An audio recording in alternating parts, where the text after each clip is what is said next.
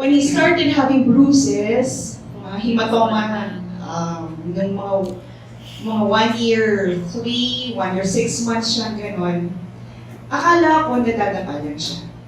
Until we got alarmed nung he would go out, sabi niya, Mama, I'm gonna play outside. Sure, sabi ko ganon. So, 7 minutes after, pagbalik niya, high in fever na siya.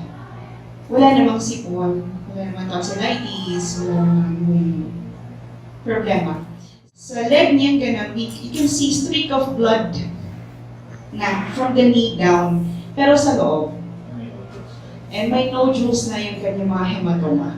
And pag tinatouch namin, is this painful? No, it's not. Sabi niya lang, so hindi siya masakit. Yun nga lang, he gets fever every now and then. So, we have to rush him to the doctor. For ilang days ng laboratory, hindi naman dengue. Until the doctor finally decided for us to rush to Manila daw.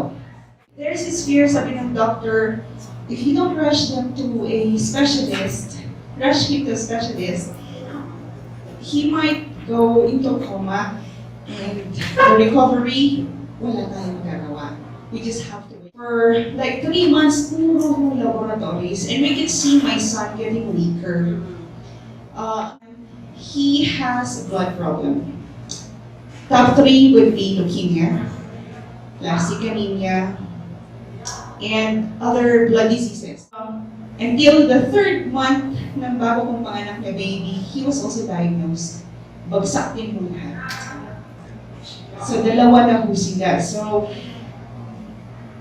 well, I was with the doctors, and the doctors had a conference, and we stayed in the hospital for a day. And then finally, at the end of the day, they called for me and said, Mrs. Rosena, your sons will have to undergo bone marrow transplant.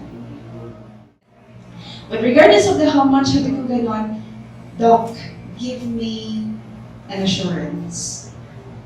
These are babies, these are my children, little ones. It's like, I'm turning them over to you, and when you give them back to me, ano ho na ang kondisyon nila?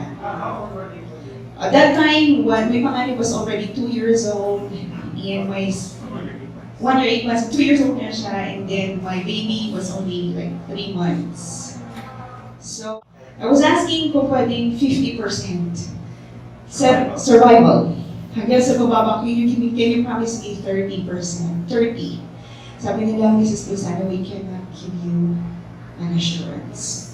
So of course, it's heartbreaking, and I said, they want me to turn over my children that very moment.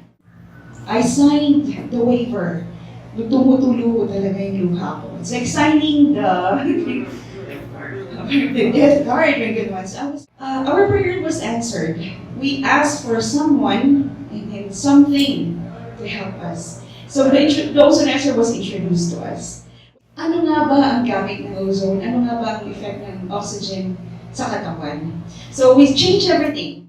Dito, sa hematologist, she was surprised to discover that on the first month na ginagamit namin ito, nagulat siya, sabi ko na, you know what?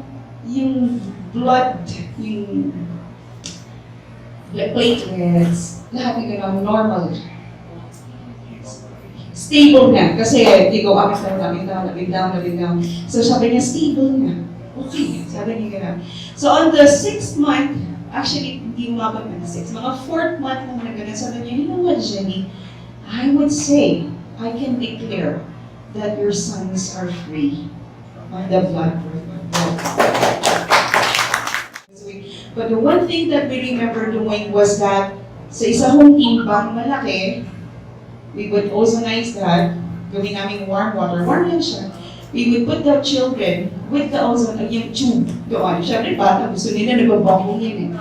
They love it so much. And doon namin naiintindihan that oxygen was introduced to the bloodstream directly nung nag-open ang pores nila. And it saved us 1.3 million each. We still have our old unit with us, that was 2003. Our sons now are 17 and 15. I'd like to take this opportunity to thank LFSI.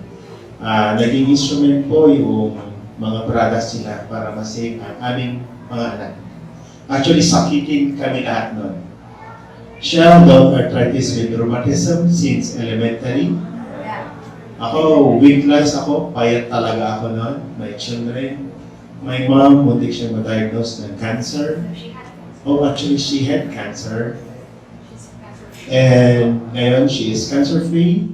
Actually, ang pinakamahalagang gadget ko sa bahay namin ay ang Ozonizer.